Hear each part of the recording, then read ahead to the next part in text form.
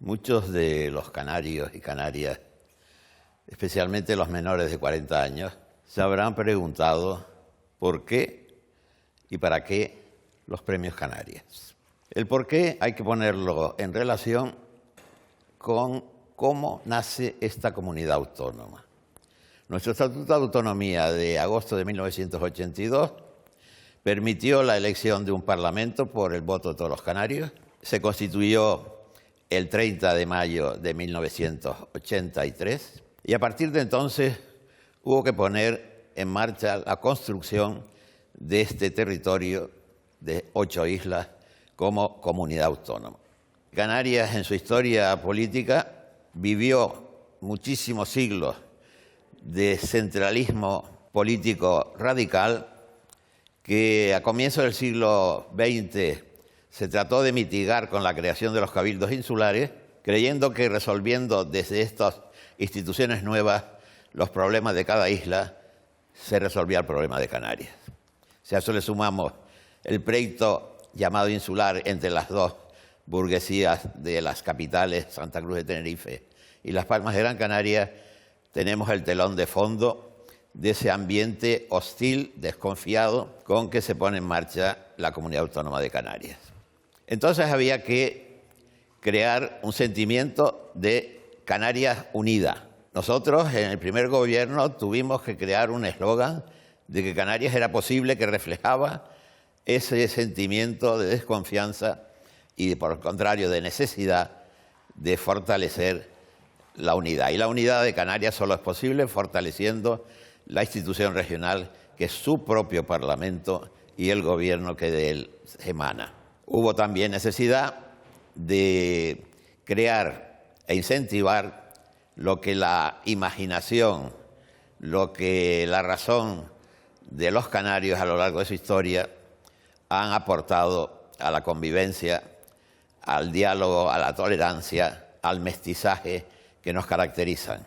Y este reconocimiento al pasado y al presente hizo que consideráramos imprescindible para fortalecer la idea de Canarias, la creación de los premios Canarias.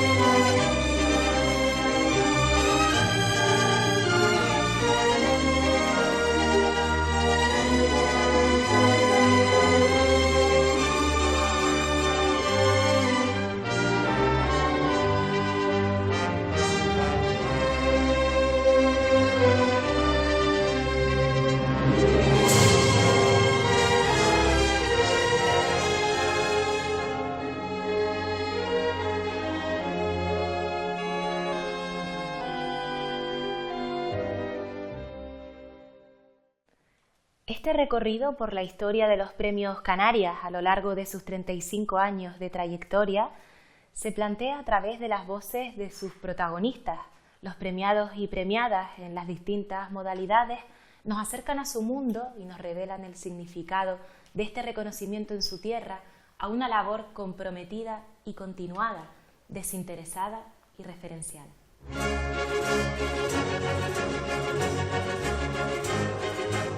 María Mérida, muy buena. Encantada de que estés aquí. Igualmente. Es usted la gran dama del folclore canario y la voz por excelencia de la música en Canarias. ¿Se siente orgullosa? Orgullosa y sobre todo satisfecha de haber podido llevar la canción canaria a tanto inmigrante que lo necesita. Esa ha sido mi labor. Ellos me llamaban allí la voz del emigrante, ¿no? Porque me he recorrido los 5 continentes, ya lo sabe. María, usted recibe el premio Canarias en la modalidad de cultura popular en el año 2000. Sí. ¿Qué supuso este reconocimiento? Oh, por Dios, yo estaba en mi casa sentadita en el sofá y me llamaron, ¿eres premio Canarias? Y yo no, digo, ¿qué? Dice, sí, te hemos dado el premio Canarias. Y me emocioné mucho porque, claro, yo no lo esperaba. Y tú sabes que para mí todo lo que es Canarias, tengo la Violeta del Teide, tengo muchos premios, pero el premio Canarias es algo que te llega al corazón, ¿no? En el año 1946, usted tenía solo 21 añitos, se traslada a Madrid y deslumbra al público en teatros emblemáticos como el Español o el María Guerrero. ¿Cómo recuerda aquel momento? Bueno, yo he estado en la península desde el año 47, 48, te voy a decir por qué. Porque yo pertenecía a coros y danza, y yo iba con el grupo de Tenerife a cantar. Y entonces siempre quedábamos los segundos, los terceros, estaba en el María Guerrero, estaba en los mejores teatros, pero con coros y danza. Y la primera vez que salí a América fue en el 53 o 43, ya no me acuerdo, sí, 43. Fui con coros y danzas también. Cuando estuvo doña Eva Duarte de Perón, también fue a la Puerta del Sol a cantar. O sea, siempre he estado metida con los jaleos de América. Sí, efectivamente. De hecho, cuando viajó a Cuba y luego de ahí se desplazó a Nueva York, justo un día antes había entrado Fidel Castro en Cuba. Exactamente, nosotros salimos y entonces estábamos ahí ensayando la antología y cuando nos enteramos de que Fidel Castro entraba, sí.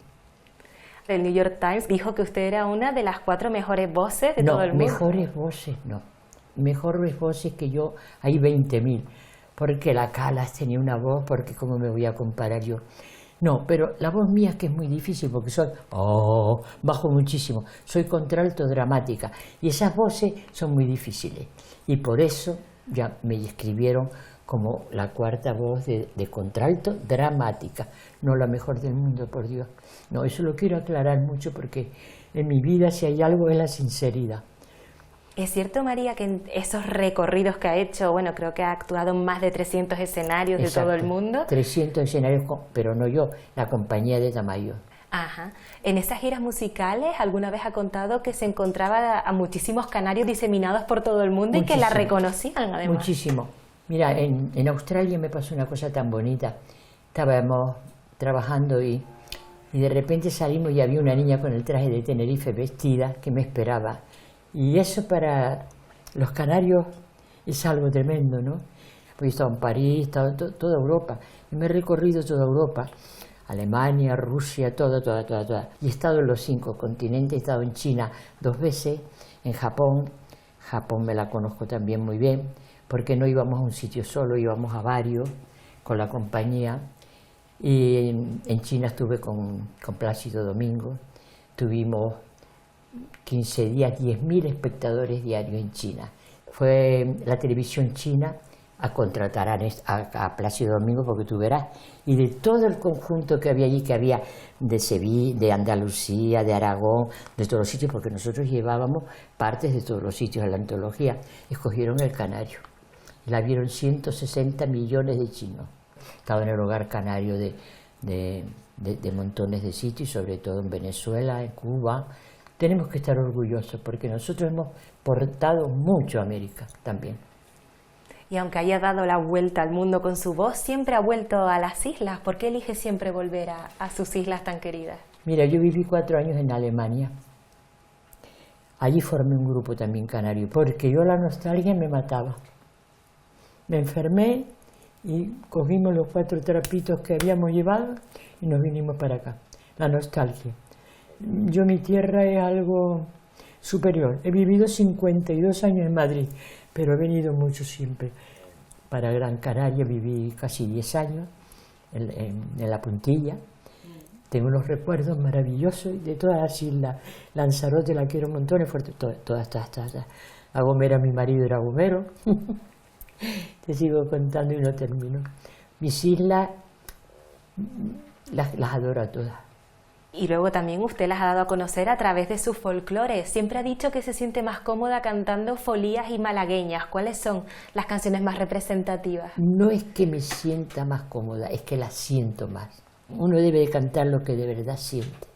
Yo, por ejemplo, la folía la adoro, porque mi padre, de pequeña yo, tocaba la guitarra y cantaba folía. Yo era una niña y ya desde entonces empecé a amarla. Y luego ha habido muchas circunstancias en mi vida bastante alegres y otras tristes, pero la folía siempre ha estado ahí. La folía es que es nostálgica, según la cantes, claro, también. pero yo cuando la canto siento algo especial, no lo puedo remediar. Al principio de esta conversación mencionaba a Néstor Álamo, del municipio de Guía, de Gran Canaria. ¿Qué papel jugó en su carrera? Porque con él grabó, creo, su primer disco. Néstor Álamo me fue a buscar a Madrid. Mis niños eran pequeñitos, tendrían 2 o 3 años, y él me marcaba el zagalejo en mi mesa. Yo vivía en una casa muy sencilla, y mis niños chiquititos lo miraban así. Él iba con un traje muy guapo, vestido de gris, y allí aprendí el zagalejo, y entonces grabé en el 47, Adiós Canaria Querida, Isla Mía, El Zagalejo y Rubio y Alto. Fueron mis primeras canciones. Aparte de Néstor Álamo, también tuvo una amistad importante con Alfredo Kraus, que también ganó el premio Canarias. Alfredo Kraus era para mí un hermano, porque cuando yo estaba en América o en algún sitio, he coincidido con él. También cuando vino a la antología a cantar con nosotros, que estuvimos en la antología mucho tiempo, venía Kraus, venía Montserrat Caballé, pasaban todas. Victoria de Los Ángeles, que tenía una voz. Yo creo que para mí Victoria de Los Ángeles era algo fuera de serie. He conocido a Maurice Chevalier, he conocido montones de artistas. Son anécdotas, pero que las cuento con mucho amor, no con pedantería ninguna, sino porque quiero que sepan que la canción canaria es muy bonita. Dios nos ha dado una música preciosa.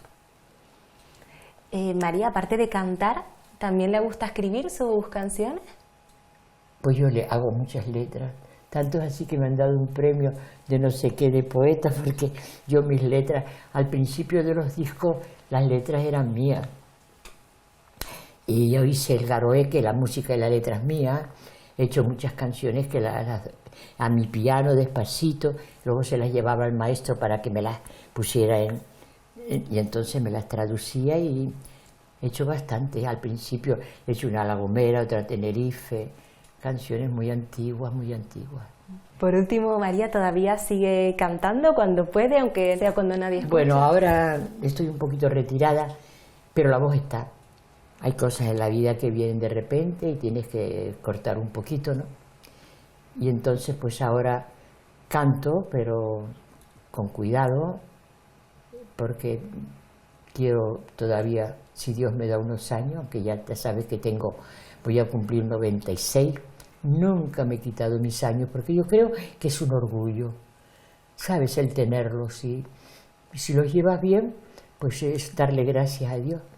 Y estoy muy feliz y muy agradecida. Pues un placer, María, ha sido un placer escucharla y tenerla a usted en Canarias. Gracias a ustedes por tenerme en su memoria y por recordarme. Bravo, muy bien.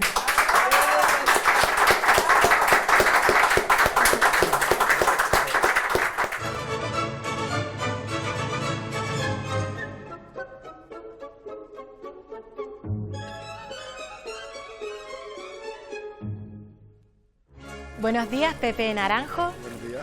Nos dirigimos hacia la Plaza San Gregorio de Telde, tu municipio natal, aunque desde hace exactamente una década resides en Dakar, en Senegal, donde trabajas como periodista freelance cubriendo distintas realidades e informaciones en diferentes países de África Occidental.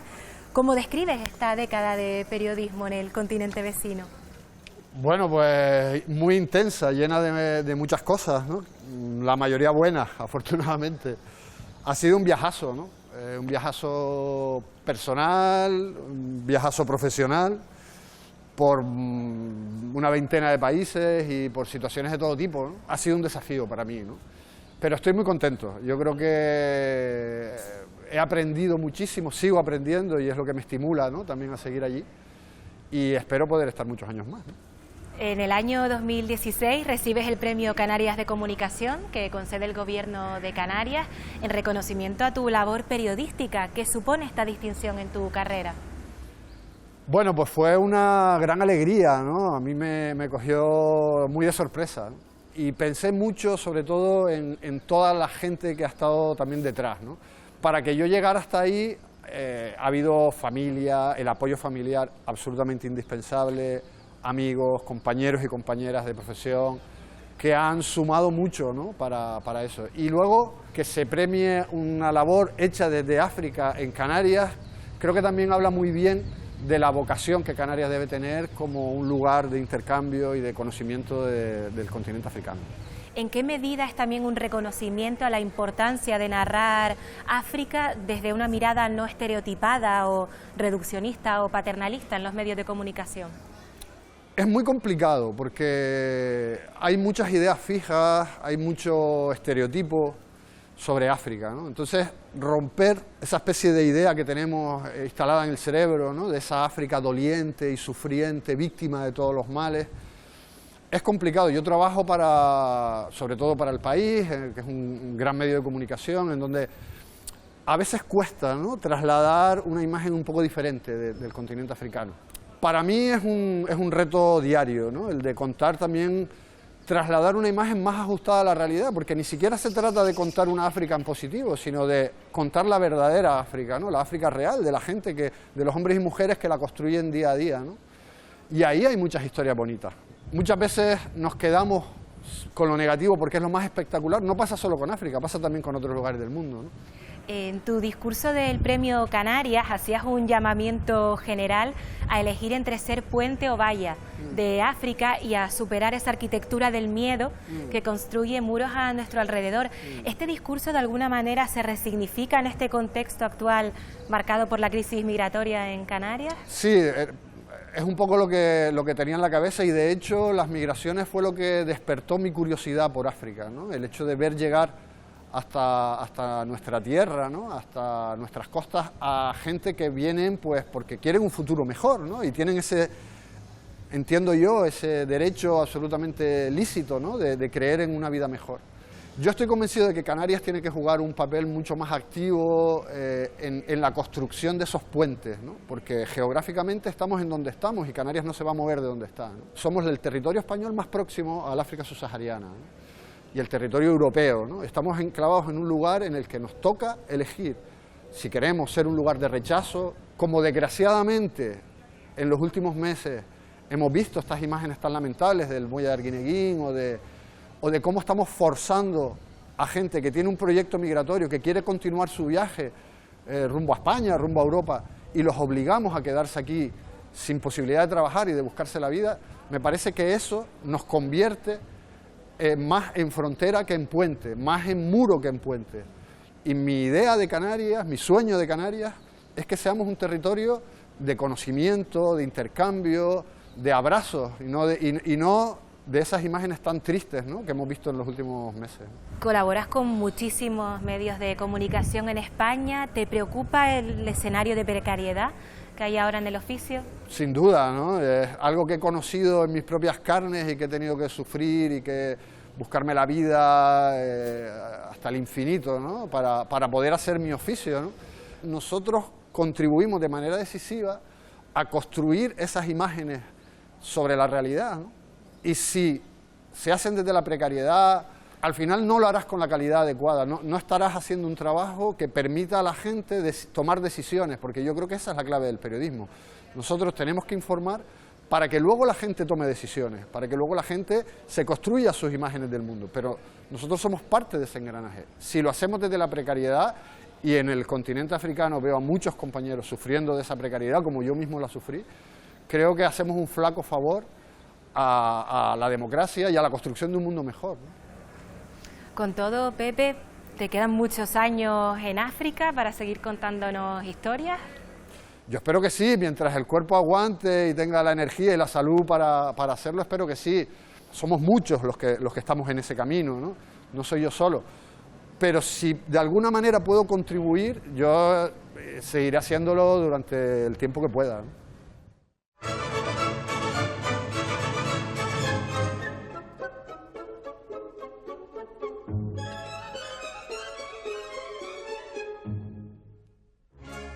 Pilar del Río, muy buena. Muy buenas. Periodista, traductora y presidenta de la Fundación José Saramago en Lisboa, donde reside desde el año 2010. ¿Qué simboliza para usted volver a esta casa hecha de libros, como la denominaba José Saramago, que compartieron durante tantos años? ¿Por qué decidió convertirla en un museo? porque me parecía que reunía demasiada vida, demasiadas emociones. Es una casa donde se han construido libros fundamentales del siglo XX, no de la literatura portuguesa, sino de la literatura universal. Es una casa donde autores fundamentales de la literatura universal se han reunido, han conversado y de repente ese patrimonio universal me lo iba a quedar para mí sola.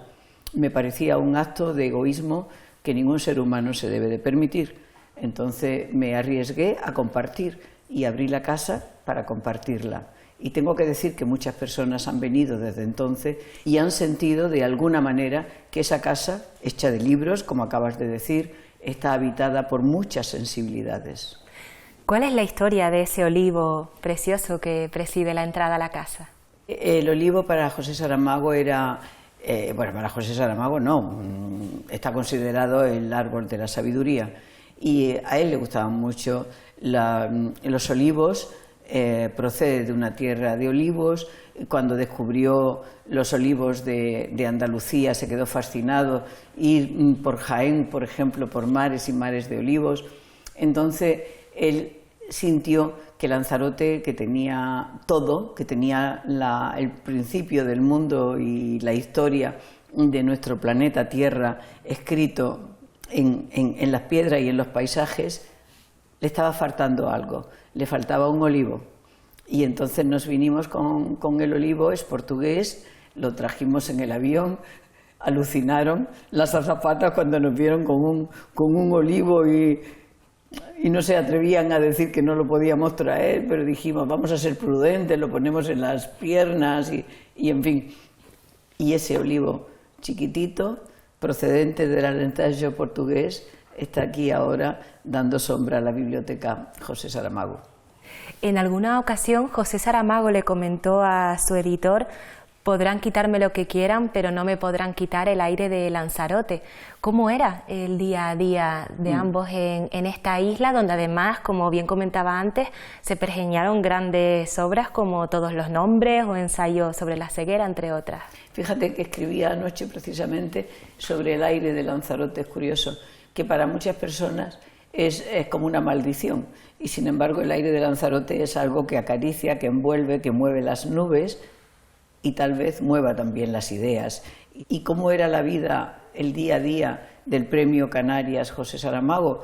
Pues una vida sencilla como la de tantos otros seres humanos, que se levantaba a una hora más o menos normal, que desayunaba, que se ponía a trabajar.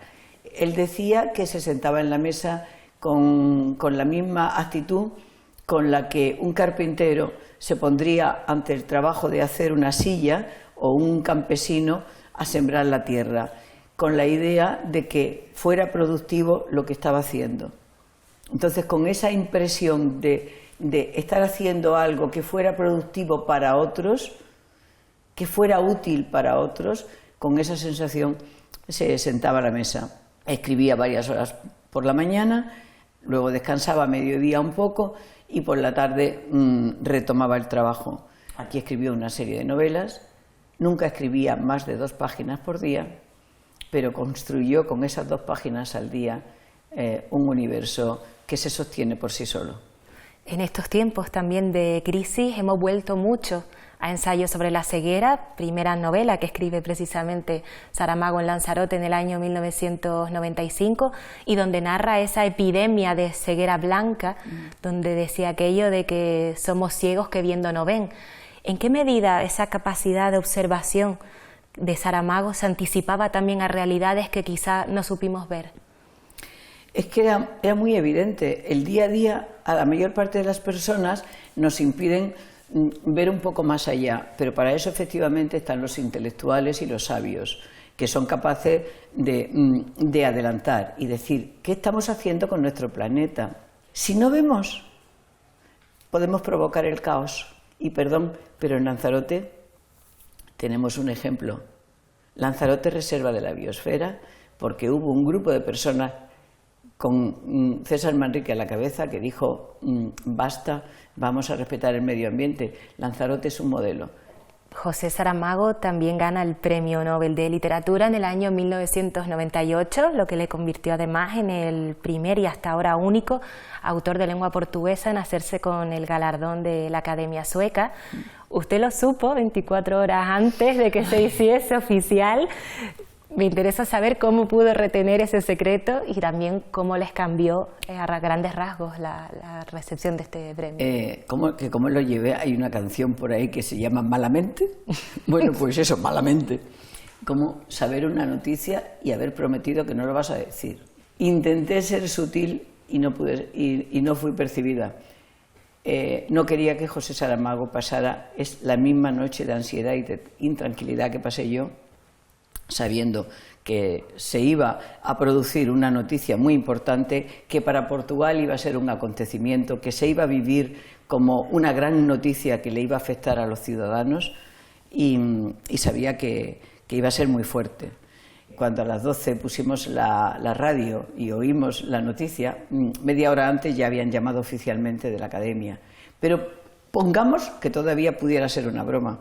Entonces, cuando a las 12 la radio lo anuncian, ya estábamos allí en la cocina de casa, estábamos varias personas. José Saramago estaba en Frankfurt, es decir, estaba a punto de embarcar, estaba en el aeropuerto, y ahí dijimos, ¡ah! Premio. Pilar, ha sido un placer escucharla, muchísimas gracias por recibirnos aquí en esta preciosa casa. Gracias. Muchas gracias.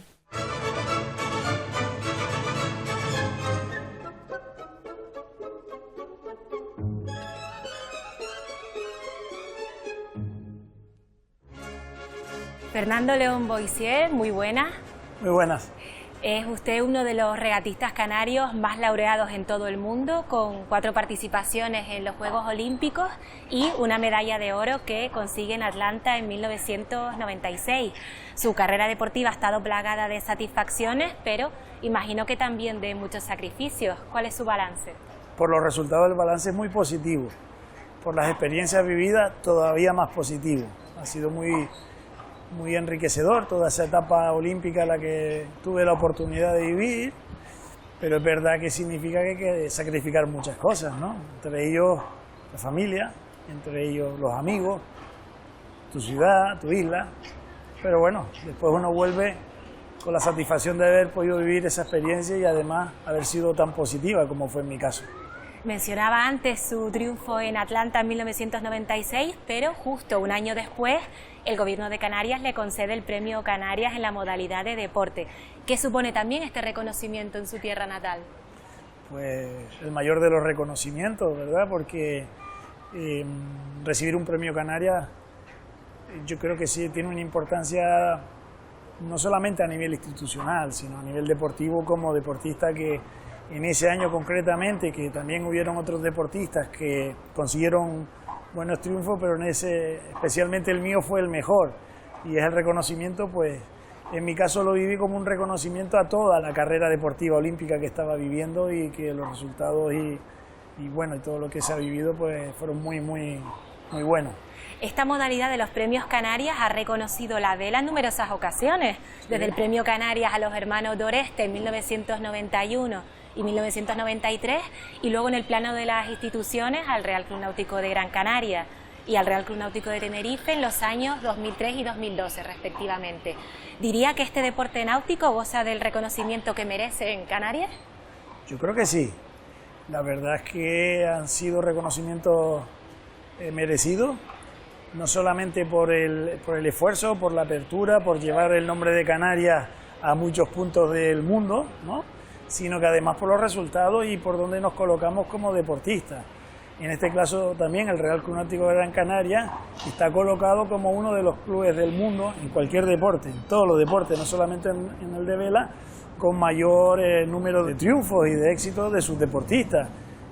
Para ser una isla tan pequeña en el mundo, pues tener ese reconocimiento creo que es importante para el club, para los deportistas y para Canarias. Precisamente hablando del Real Club Náutico de Gran Canaria, donde nos encontramos ahora mismo, ¿qué papel ha jugado en su formación? Bueno, es mi segunda casa. Desde chiquitito pasábamos aquí muchas horas, era una familia grande, la de los deportistas, la de los regatistas, que después pasábamos muchas horas en el club, no solamente navegando, sino además jugando al fútbol, bañándonos en la piscina, disfrutando de la playa, ¿no?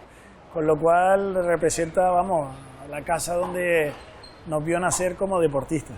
Su primera cita olímpica tuvo lugar en el año 1988 en Seúl, cuando contaba con apenas 22 años. ¿Qué recuerdos guarda de aquel momento? Bueno, siempre se dice que la primera vez es la que impacta, ¿no? La verdad que fue emocionante porque para mí eran los primeros Juegos Olímpicos. Reunirme ahí en un estadio en el día de la inauguración con deportistas como Ben Johnson, Carl Lewis, Gabriela Sabatini, otros nadadores de una importancia enorme, pues hacía que para mí tan joven la vivencia fuera como espectacular. En el plano de la vela nosotros estábamos un poco apartados porque estábamos en la ciudad de Pusan, que era a 600 kilómetros de Seúl, pero también lo vivía como una experiencia inolvidable, ¿no? Como aquello que había entrenado, trabajado tanto y de repente se daban todas las cosas para poder estar y disfrutar y encima representar no solamente a España sino a Canarias como deportista olímpico, pues era como, pues, te puedes imaginar, ¿no? Una ilusión y una emoción enorme.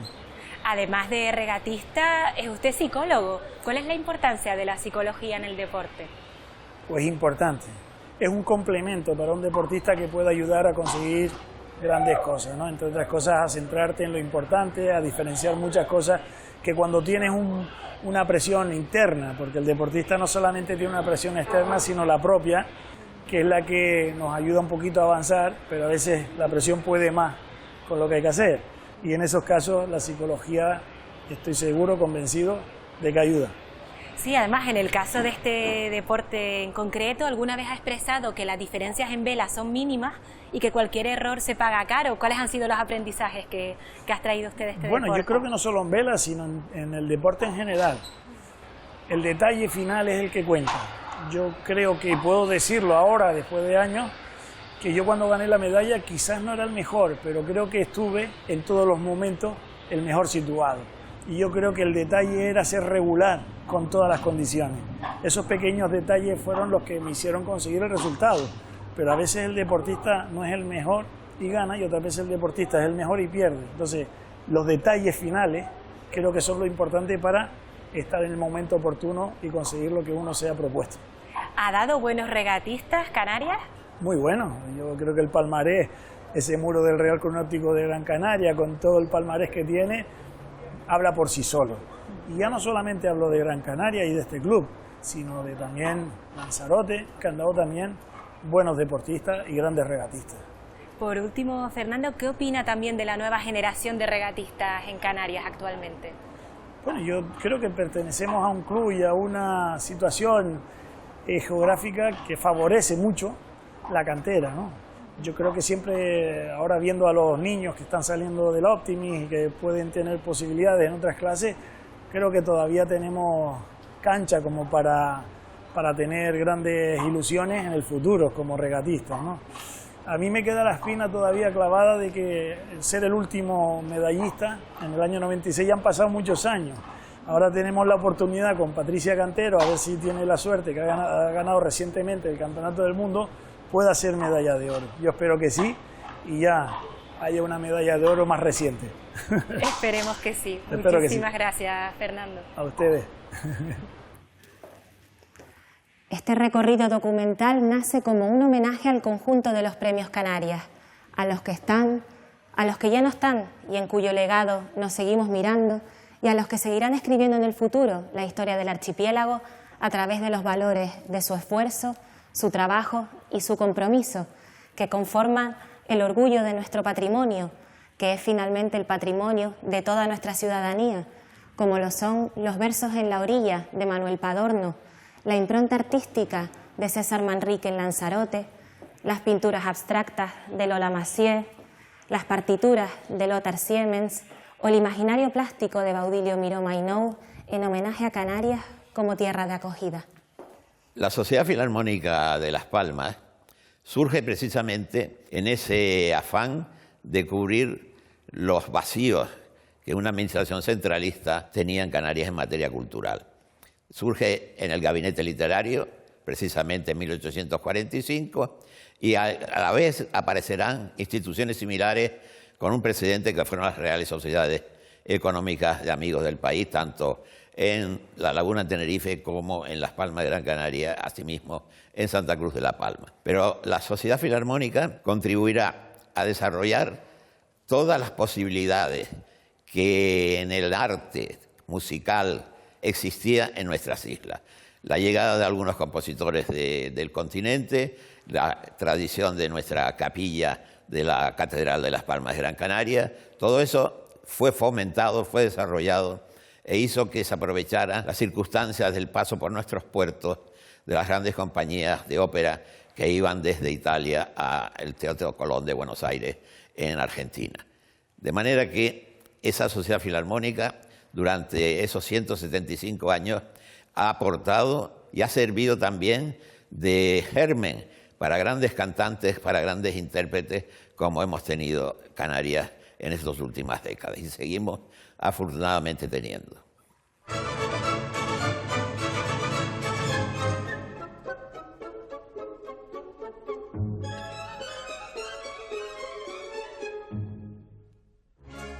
Muy buenas, José Antonio Pardella. Muy buenas, gracias por venir. Hoy vemos su rostro y su gesto, pero es su voz la que ha escrito una de las páginas fundamentales del periodismo en Canarias como referente de la radio en España. Además, el suyo ha sido no solo un compromiso con la radio, sino una carta de amor al medio. Así que, en primer lugar, directamente, ¿por qué? ¿Por qué la radio? ¿Por qué la radio? Porque fue una casualidad. Siendo jovencito estaba estudiando náutica, hablamos quizá del año 59, oí por la radio cursos de locutores técnicos, tu vida en la radio, tu futuro en la radio. Y yo sin decírselo a mis padres me fui a inscribir y allí empezó a darnos clases un hombre de la radio muy conocido entonces en Tenerife, gran director de teatro, Ignacio García Talavera, y bueno, se ve que le gustó mi voz o como... Entonces, tanto aquí como en el resto de España, los locutores tenían que pronunciar, hacer lo que se llamaba el español, el castellano de Valladolid, hacer las Cs y las Zs. Y para mí no era difícil porque yo nací en Vigo y nada, y ahí empecé en la radio en el año 59 haciendo discos dedicados. Cada dedicatoria tenía un precio de 5 o 10 pesetas de entonces, ¿no? Y era una fuente de ingresos para las emisoras de radio. Por otra parte, a usted le debemos la célebre coletilla de Una hora menos en Canarias. Una pregunta obligada es cómo surgió, creo que fue en una conversación con Luis del Olmo. Bueno, yo era una especie de portavoz de Radio Nacional en los programas de la cadena en la península. Por la mañana protagonista nosotros con Luis del Olmo, por la tarde para vosotros jóvenes con Eduardo Sotillos. Y claro, Luis del Olmo decía... Cuando son las 12 del mediodía, desde las Ramblas de Barcelona empieza protagonista. Y ya, Luis, aquí es una hora menos, aquí son las 11. Vaya, ya está José Antonio con las cosas de siempre. Por la tarde, Luis, Eduardo Sotillos. Para vosotros, jóvenes, el mejor hit parade de la radio musical española. En Prado del Rey cuando son las 5 de la tarde. Eduardo, que aquí en Canarias son las 4. Una hora menos. Vale, una hora menos en Canarias. Por ahí empezó la cosa. No sé si también echan falta a lo mejor una vertiente formativa en la radio, además de informativa o a veces desinformativa, según se mire. No, la radio cumple sus 3 premisas, que son las de formar, informar y entretener. Hay emisoras, caso de Radio ECA, ¿no? Que es una emisora que, sin lugar a dudas, ha formado y ha titulado a muchísimos canarios, ¿no? Aquí y en todos los lugares donde se encuentra. Antes mencionaba precisamente a Radio ECA, que fue distinguida con el premio Canarias, al igual que usted en el año 2007. Ese premio que, bueno, se suma... Yo tuvimos una vinculación antes de que Radio ECA tuviera las antenas que ahora tiene. Radio Nacional le llegó a prestar a determinadas horas del día antenas para que pudiese llegar, por ejemplo, a oyentes de La Palma, en el sur de Tenerife. Yo llegué a un acuerdo con el padre Luis Espina, entonces director de Radio ECA, para que a cuantos más oyentes, sobre todo alejados de la isla de Tenerife, de Gran Canaria, en las islas llamadas menores, pudiera llegar también la señal y la enseñanza de Radio ECA, que tanto bien ha hecho y tantos títulos ha dado a tantos canarios. ¿Qué ha significado también para usted recibir el premio Ondas? Bueno, ya es el reconocimiento total de la profesión, ¿no? No lo digo por ningún tipo de presunción, pero me extraña que en Canarias, con tan buenos y tan magníficos programas que se han hecho aquí en el archipiélago, no haya más premios Ondas, ¿no? Fíjate que ese premio Ondas es del año 78. Y hombre, cuando me lo propusieron tanto desde la dirección de Radio Nacional de España como de los propios premios Ondas, pues como no, lo agradecí muchísimo, ¿no? Un premio Ondas es un premio Ondas. Pero también tengo que decirte que el premio Canarias que me concedió el gobierno de Canarias lo tengo en el mismo lugar en el corazón que tengo el premio Ondas. Por último, José Antonio, ¿se siente orgulloso de haber dedicado su vida entera a la radio y además haber sido maestro también de periodistas radiofónicos? Muy orgulloso. Además, la radio ha significado no solo lo que es la profesión y lo que a mí me ha dado la profesión, sino que gracias a la radio me ha dado a mi esposa, me ha dado a mi mujer, porque ella, por indicación de un familiar suyo, fue a hacer una cosa que antes se llamaban discos dedicados, y la conocí, la vi, le gasté una broma, se sonrió, me sonreí hasta hoy, y nos casamos y hemos tenido hijos, 50 y pico de años ya. En fin. Y quizá el amor a los medios informativos, a la propia radio, pues se le he contagiado a mis hijos también. Bueno, y a tantos oyentes como los libros que tiene por aquí de Hermana Radio o La Radio. Sí, bueno, era una necesidad, ¿no? Porque se ha escrito poco de la radio. Y yo creo que la radio merecía un homenaje escribiendo un libro sobre ella. Y yo me propuse y lo hice. Muy bien, pues José Antonio, muchísimas gracias. Ha sido un placer escucharle. Y un agradecimiento enorme que se hayan acordado de un viejito ya como yo. Muchas gracias.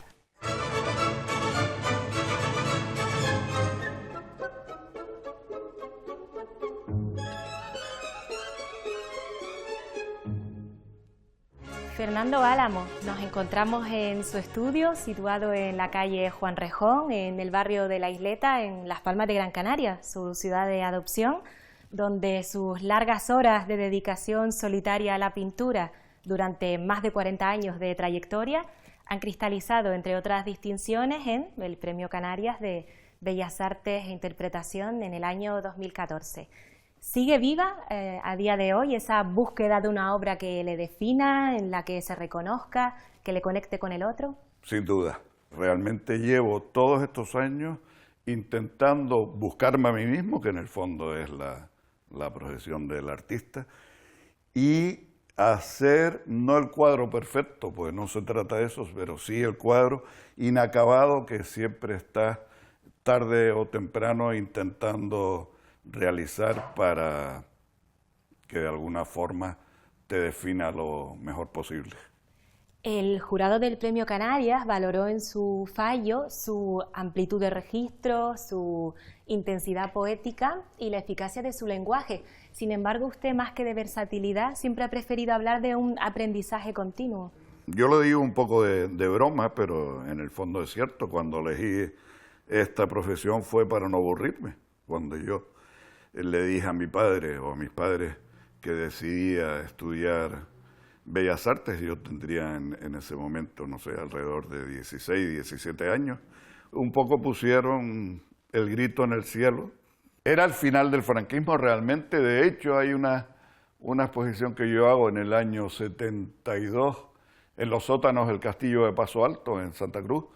Era donde nos llevaban de pequeños a los niños de Santa Cruz a subirnos en el Cañón Tigre, que es el que, según la leyenda, le había quitado el brazo a Nelson en una de sus invasiones a Tenerife. Un día, por casualidad, vi que las bóvedas, esas 3 bóvedas del Castillo de Paso Alto, estaban vacías, libres, vaya. Entonces pedí permiso para hacer esa exposición allí, me lo concedieron. No había luz eléctrica, hubo que iluminarlo con velones, y la noche de la inauguración sufrí una especie de ataque porque lanzaron gasolina encima de las velas y se produjo un pequeño incendio que entre todas las personas que estábamos allí conseguimos apagar. Y claro, eso lo que motivó fue que la Universidad de La Laguna empezó bajase a ver esa exposición. ¿Y usted siempre ha rehusado adscribirse a ningún grupo artístico o corriente pictórica? ¿A qué se debe? Por lo menos para mí, mi profesión es una profesión muy solitaria. Si yo tengo a gente al lado, así pues soy bastante incapaz de hacer nada, de confesarlo. Uno, o yo por lo menos, en este mundo lo que buscaba es mi hueco.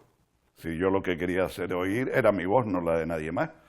Yo creo que mi obra no tiene nada que ver con obras de otros compañeros con los que en ocasiones nos han pretendido unir de alguna forma como si fuéramos un grupo al uso, de los que tantos ejemplos hay en el mundo del arte en Canarias. Usted nace en Santa Cruz de Tenerife, pero reside en Las Palmas de Gran Canaria desde 1977, ciudad de la que fue nombrado hijo adoptivo en el año 2010 y a la que dedicó ese mismo año la gran exposición 532 Flores. ¿Cómo define su relación con esta ciudad? De afecto grande desde muy joven, desde los 9 o 10 años tal vez, venía habitualmente a Gran Canaria a nadar. Yo era nadador del Club Deportivo Tenerife, o eso 2 o 3 veces al año seguro que venía. A mí me motivaba mucho y me llamaba muchísimo la atención el tráfico, vamos a decir, cosmopolita de razas, de culturas distintas que se respiraba sobre todo en la zona del puerto de la ciudad de Las Palmas. Y mi mujer además es nacida en Las Palmas de Gran Canaria. Y coincidimos en La Laguna, mientras ella estudiaba y yo ya estaba iniciándome en esto. Y nos casamos y conseguí convencerla de volver para Las Palmas y estoy encantado pues desde el año 77 y yo creo que llevo ya realmente más años viviendo en Las Palmas de Gran Canaria que en Tenerife. Y esa exposición de los 532 flores fue de alguna forma mi agradecimiento a la ciudad que me cogió, donde han nacido, entre otros, mis hijos y mis nietas, vaya. Y no se me ocurrió mejor forma que ese año que se cumplía el 532 aniversario de la fundación de la ciudad, dedicarle esas 532 flores, que realmente fueron 532 cuadros que pinté en ese año. ¿Y se ha sentido usted libre para conformar ese universo artístico propio, sin presiones o injerencias externas de cualquier tipo? De todo, no hubiese aceptado ningún tipo de presión además. Sí, yo normalmente cuando entro por la mañana por esa puerta en el estudio, lo inicio como una aventura. Mi trabajo para mí no es una repetición de modos uno detrás de otro cuando ya, es decir, es como cuando dices, adquieres un lenguaje.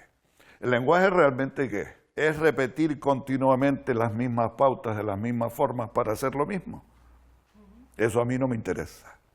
Si pudiésemos hablar de inspiración, ya decía alguien que la inspiración te pesca trabajando o no te coge. Y es totalmente cierto. Yo no concibo el mundo del arte de otra forma y mi vida no la consigo de otra manera. En su modalidad de Bellas Artes, en el Premio Canarias, han sido distinguidos grandes figuras artísticas canarias como Martín Chirino, Alfredo Kraus, Lola Massieu, Pedro González, Baudilio Miró Mainó, efectivamente, César Manrique, entre muchas otras, muchas otras, sí. ¿Qué ha significado en su trayectoria el Premio Canarias? Pues un impulso, me imagino. Yo la verdad es que el día que me llamó el presidente de ese momento para decírmelo, primero sientes lógicamente una gran alegría. Y te encuentras orgulloso. Dices, oye, mis padres se hubiesen quedado encantados seguramente de decir, oye, aquello que empezó como una especie de locura de un niño que era muy joven o un tío muy joven y muy pequeño, realmente ha fraguado en algo que es tan importante que recibes la máxima distinción de tu comunidad. Eso creo que a niveles personales es sin duda gratificante, vaya. ¿En algún momento Fernando se ha planteado colgar los pinceles o concibe este oficio como una búsqueda a ratos placentera, a ratos dolorosa, que nunca se agota? Yo creo que, salvo que, es a tocar madera, que me quede ciego o manco, me imagino que pintaré hasta con la boca, si puedo. A mí siempre me ha llamado además la atención esas cosas que te mandan en Navidades, pintadas con el dedo gordo del pie izquierdo, pintado con la boca. Realmente yo creo que seguiría siendo de alguna forma así también y sería capaz de hacerlo. Además, no sé si hasta el día que me muera, pero espero que por un tiempo largo seguir haciendo lo mejor creo que sé hacer.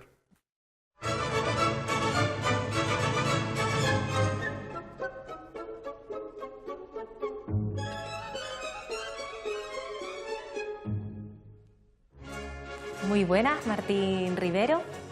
Muy buenas, Nora.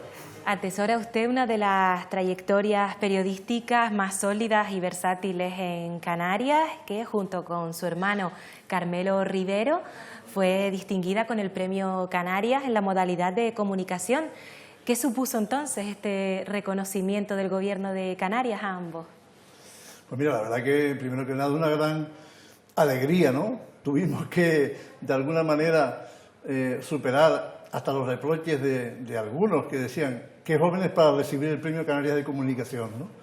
Lo aceptamos y lo acogimos Carmelo y yo, al que le presento hoy aquí porque está trabajando que es lo que hemos hecho toda la vida, con serenidad y con seguridad y con confianza en que habíamos de alguna manera cumplido la misión a pesar de la juventud relativa que teníamos en aquel momento creo que eran 48 años, yo y Carmelo 47, porque la verdad que empezamos muy pronto y hemos trabajado mucho en la vida.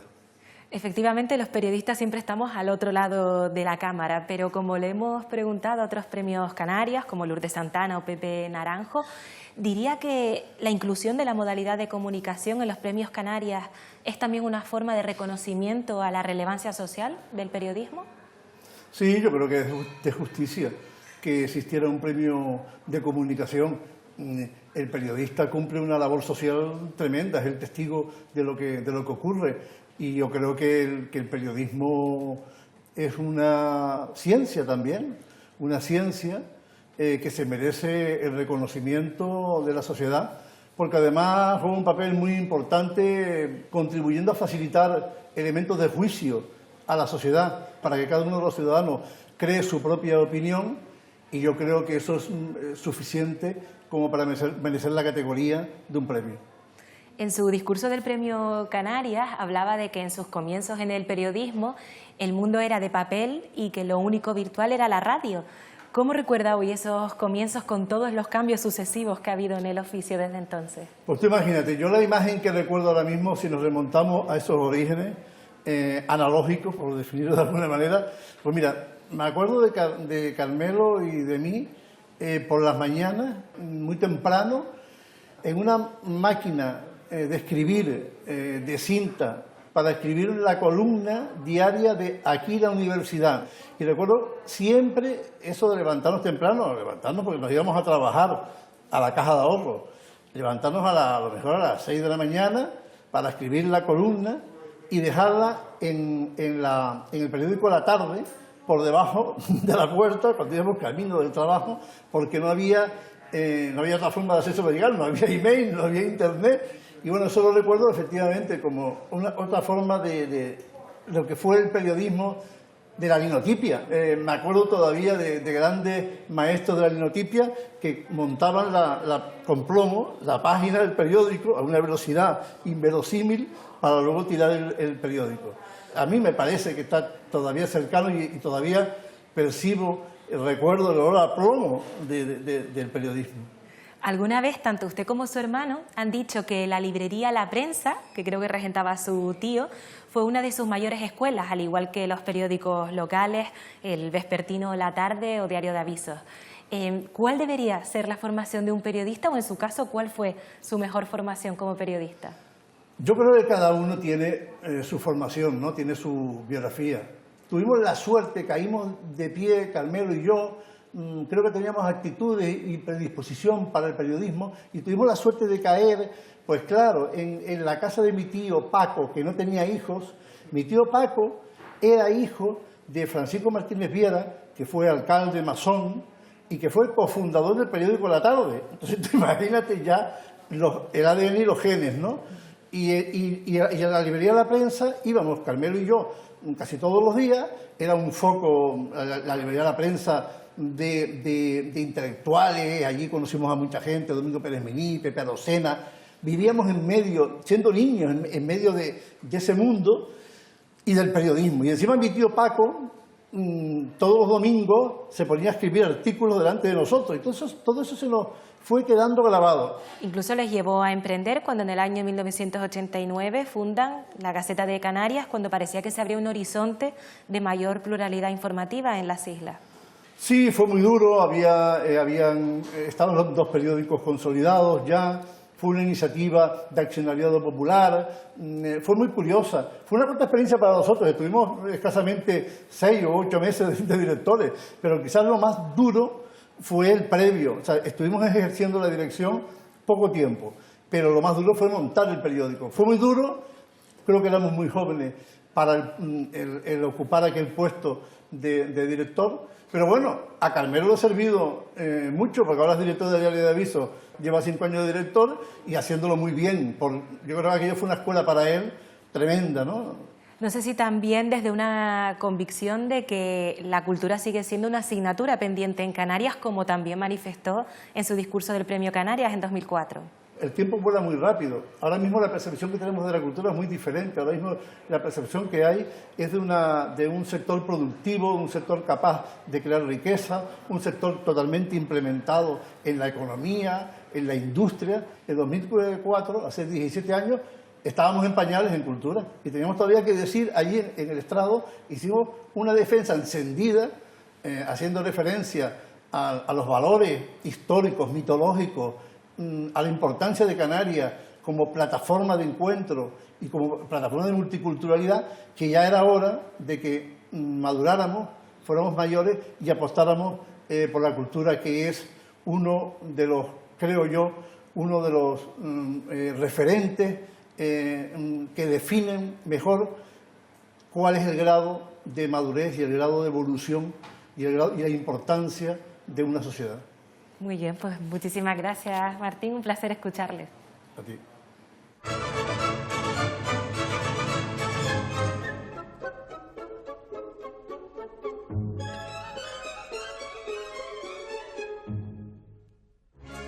Antonio Fernández, muy buenas.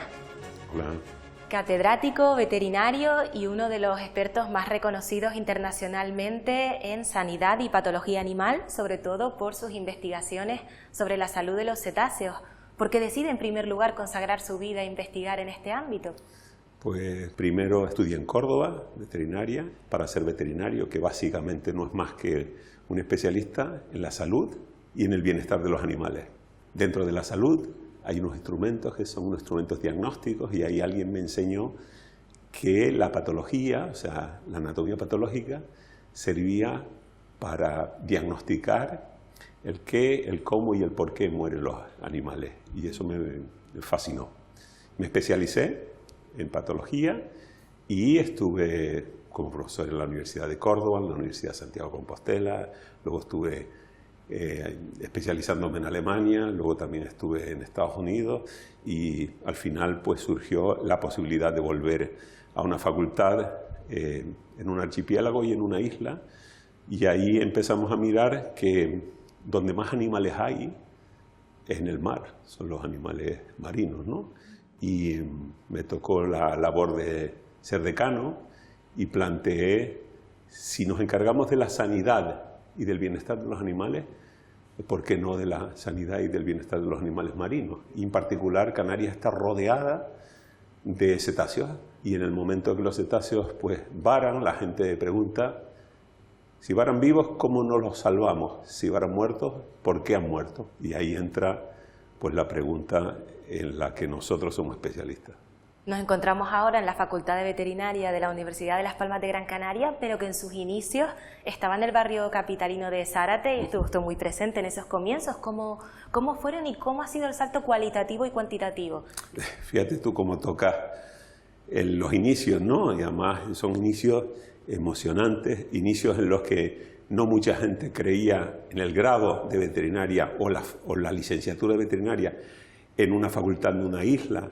Es una titulación muy costosa, además de mucha especialización, y la verdad es que el hecho de que comenzara en el barrio de Zárate, siempre se ha demostrado llevar un centro académico pues a una zona, la gente la hace suya, ¿no? Y allí en Zárate la gente hizo suya a la Facultad de Veterinaria, lo que evidentemente no reunía las condiciones que se exigen para dar un título de veterinaria, y sobre todo porque nosotros aspirábamos realmente a acreditarnos a nivel nacional y a nivel europeo, y ese fue el momento en el que pues se decidió crear y construir esta facultad en Arucas, que también le daba la condición de campus universitario Arucas, que es importante que la gente lo tenga en cuenta.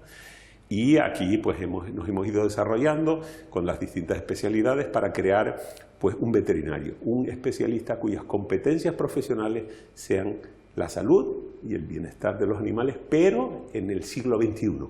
Sí, usted además dirige también el Instituto de Sanidad Animal y Seguridad Alimentaria de esta universidad, que se creó en el año 2002. ¿Por qué fue importante la creación de esta institución? Bueno, pues somos profesores, investigadores, profesores. Ese es el ciclo vital de lo que son los recursos humanos, pero sobre todo para enseñar con calidad a los que tienen que ser luego unos profesionales. En ese contexto, el elemento investigador era un elemento muy importante.